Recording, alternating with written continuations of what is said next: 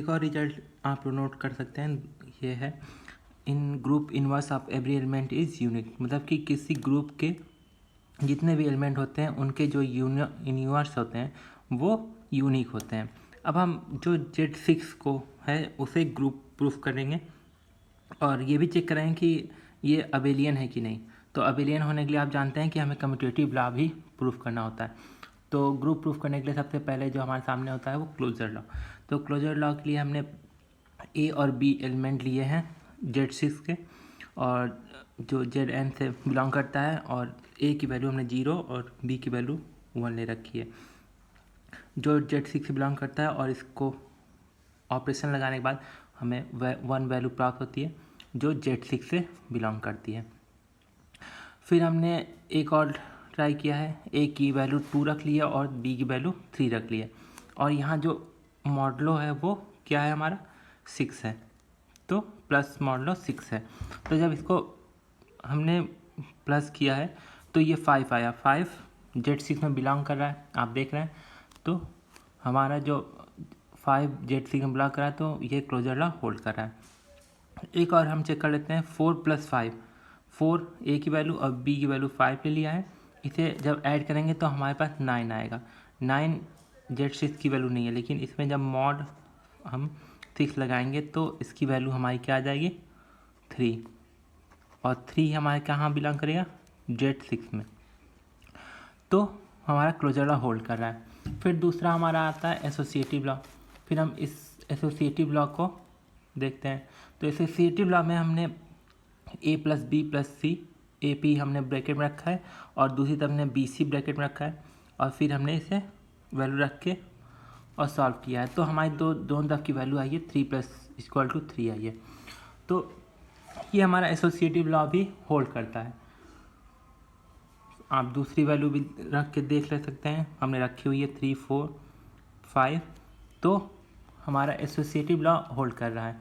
फिर हमने identity law किया है, a + b = 0, जबकि आप जानते हैं हम पहले भी एग्जाम्पल बता चुके हैं और थ्योरम बता चुके हैं कि जो हमारा एडिशनल मॉडलों पे आइडेंटिटी होती है वो हमारी 0 होती है। ये एक रिजल्ट भी हमने लिखा था ऊपर। तो फिर हमारा जो है आइडेंटिटी = 0 हमारा बिलोंग कर रहा है Z6 से, तो ये भी हमारा क्या हो गया, आइडेंटिटी लॉ होल्ड कर गया। अब हमें इन्वर्स होल्ड कराना है, तो इन्वर्स a + b = 0। अब a की वैल्यू हमने 1 रखी है और b की वैल्यू 5 रखी है, तो इसे जोड़ने पे जो हमारा वैल्यू आएगी वो 6 आई। 6 Z6 में नहीं होगा तो इसका मॉड 6 जब लगाएंगे तो इसकी वैल्यू 0 आ जाएगी।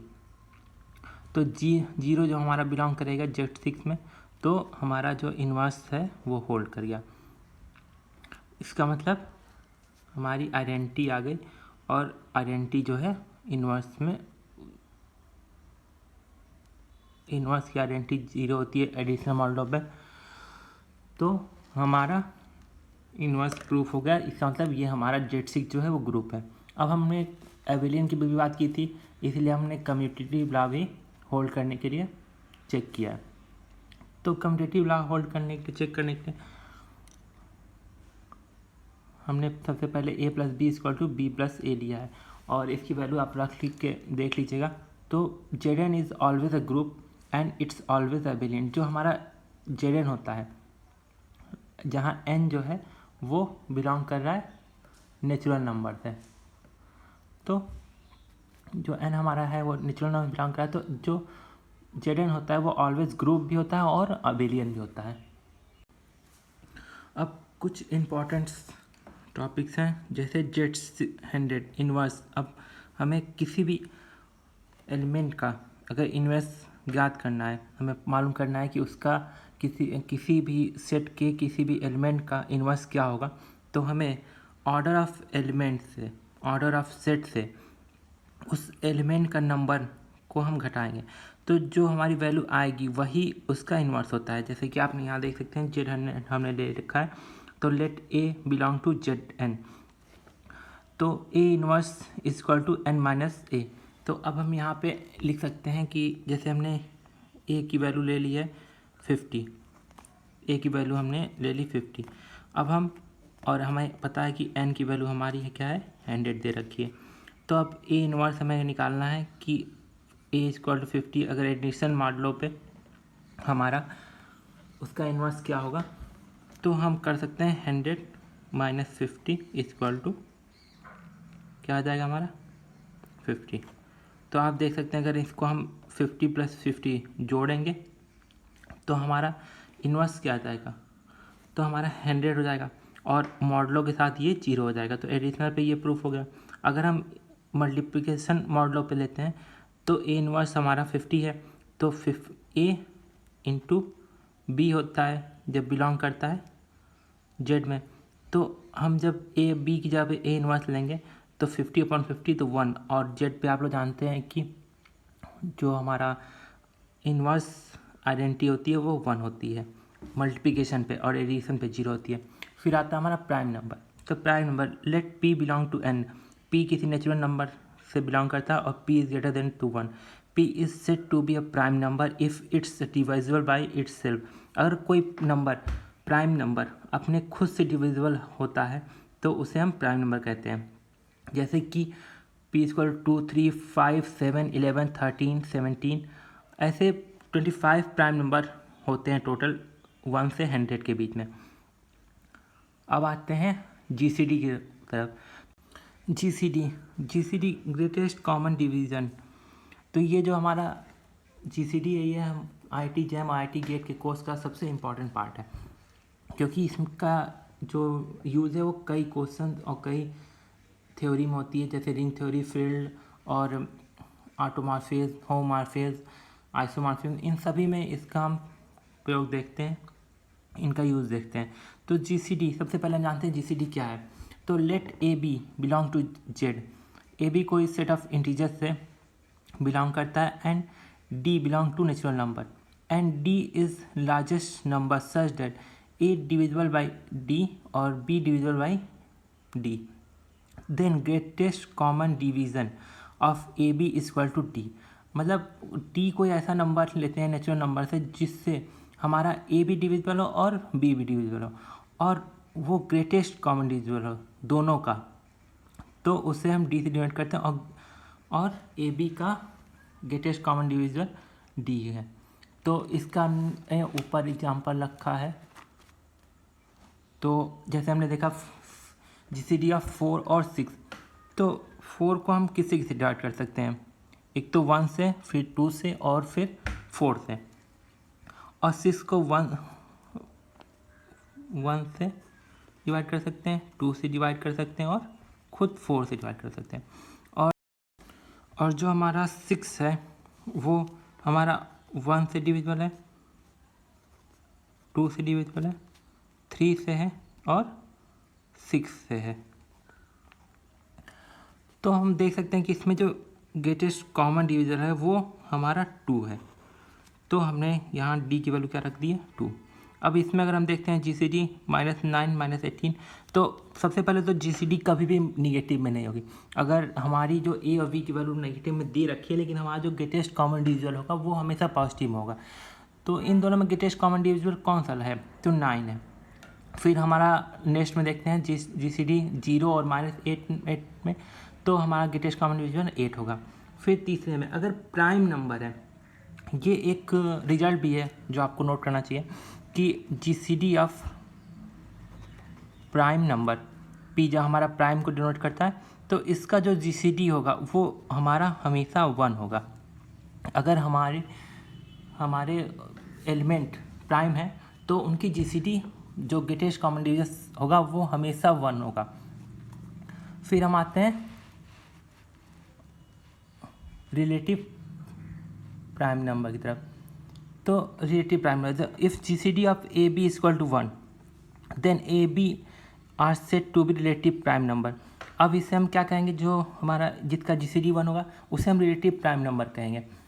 जैसे कि एग्जांपल हमने दे रखा है GCD ऑफ 5 और 7 का 1 होगा और GCD ऑफ -5 और 3 का भी GCD 1 होगी।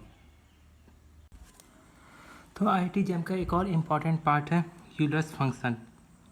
यूलर्स फंक्शन इसे हम फाई से डिनोट करते हैं। तो phi suggest n tends to n, phi n the collection of all natural number whose are relative prime to n less than n. मतलब कि रिलेटिव प्राइम का नंबर क्या है, मतलब क्या है यहाँ पे रिलेटिव प्राइम का मतलब यहाँ पे वही है जो अभी हमने पहले पढ़ा था कि जो हमारा दो रिलेटिव प्राइम लें और उसकी जो जीसीडी आ जाए 1 आ जाए, तो इसका मतलब यहाँ पे ही वही है। और एन लेस देन एन, और जो हमारा कलेक्शन होगा नेचुरल नंबर का, वो अगर कोई हमारा सेट दे रखा है, मान लीजिए हमने दे रखा है 4 का, तो इसकी ऑर्डर 4 हुई, लेकिन यहाँ पे n की वैल्यू 4 है, लेकिन जो हमारा वैल्यू होगी वो n से कम होगी, मतलब 4 से कम होगी। अब हम यहाँ देखते हैं कि हमने दे रखा है फाई एन इक्वल टू के बिलोंग टू एन। के यहाँ पे क्या है, के वही कलेक्शन नेचुरल नंबर का है जो whose are relative prime to n, जो n से रिलेटिव प्राइम है। And G C D of k n, मतलब हम जो नंबर यहाँ लेंगे n का डिविजिबल जो लेंगे, वो उसके साथ जो हमारा नंबर है, ऑर्डर है, उसके नंबर के साथ जो जी सी डी आए वो 1 आए। तो अब हमने यहाँ ले रखा है फाई एन, तो पहला हमने n की जगह 1 लिया, तो हमारा वैल्यू क्या आ गई 5, क्योंकि 1 से छोटा तो सिर्फ 5 ही होगा। फिर हमने 2 लिया है, तो 2 से छोटा 1, 2 1 का अगर हम जी सी डी लें तो 1 आएगा। फिर आया हमारा 3, अब 3 के साथ 2 का अगर हम लें, 3 से छोटा 1 और 2 दोनों होगा। अब हम अगर मान लीजिए कि k की वैल्यू ले लें, जी सी डी ऑफ k और n इक्वल टू 1 आना चाहिए, तो जी सी डी ऑफ k की वैल्यू हमने मान लीजिए 1 ले ली और n की वैल्यू 3 है, तो यहाँ हमारा जी सी डी 1 आएगा। जी सी डी हमने 2 ले ली और 3 ले लिया, तो हमारी जो फिर आएगा जी सी डी 1 आएगा। ये कैसे आ रहा है, हमने पहले बताया था आपको कि जी सी डी कैसे आ रहा है, ग्रेटेस्ट कॉमन डिवीज़र अभी हमने पढ़ाया। अब 4 लिया, तो 4 से छोटा क्या होगा, 1 और 3। 2 नहीं ले सकते हैं, क्योंकि अगर 2 लेते हैं तो 2 और 4 का जी सी डी जो हमारा आ जाएगा वो 2 आ जाएगा, इसलिए 1 और 3 और 4 से छोटा होना चाहिए, तो 3 तक ही लेंगे। फिर हमने 8 लिया, 8 1 के साथ हमारा जी सी डी 1 देगा, 3 के साथ और 5 के साथ, मतलब जितने प्राइम नंबर होंगे उनके साथ जो हमारा जी सी डी होगा वो क्या होगा, 1 होगा। फिर हमने 10 का लिया इसी तरह, और 12 का और 15 का आप चेक कर सकते हैं। फिर आया रिजल्ट, कुछ रिजल्ट आप अलग नोट करते जाएगा, क्योंकि ये जो रिजल्ट होते हैं वो एग्ज़ाम में काफ़ी काम आते हैं, और इनसे आप ट्रिक से काफ़ी आसानी से क्वेश्चन सॉल्व कर सकते हैं। तो हमारा जो पहला रिजल्ट है 5p इक्वल टू p-1। अगर हमारा p मतलब नंबर ऑफ ऑर्डर हमारा p है, कोई प्राइम नंबर है, तो जो उसका एलिमेंट होंगे वो कितने होंगे, p-1 होंगे। अगर हमारा कोई एलिमेंट जो हमारा ऑर्डर है वो उसका मल्टीपल कुछ p और q टाइप में है, मतलब कि कोई प्राइम नंबर और कोई प्राइम नंबर भी हो सकता है, कोई रियल नंबर भी हो सकता है, कोई नेचुरल नंबर भी होता है। तो अगर p और q है तो 2 भाग में डिवाइड किया हमने, और 5p और 5q, तो p-1 और q-1। 5pn इक्वल टू, अगर कोई इस तरह से वैल्यू आगे हम वो एग्जाम्पल में दिखाएंगे, लेकिन इसको पहले आप नोट कर लीजिए। 5pn इक्वल टू p की पावर n माइनस p की power n-1, where p and q are the prime number, जहाँ p और q क्या है, हमारा प्राइम नंबर है। अब हमारा आता है 5 हमने एग्जाम्पल के रूप में लिख रखा है 5 तो 5 और 2 पावर 3 आप जानते होंगे 8 होगा, तो जो हमारा 2 है वो क्या है, प्राइम नंबर, और 2 पावर 3 जैसे आप यहाँ देख सकते हैं, और माइनस 2 पावर 3 माइनस 1 n-1, तो 8 माइनस 4 इक्वल टू 4, मतलब कि 8 में हमारे कितने एलिमेंट हैं, 4। अभी आपने ऊपर देखा कि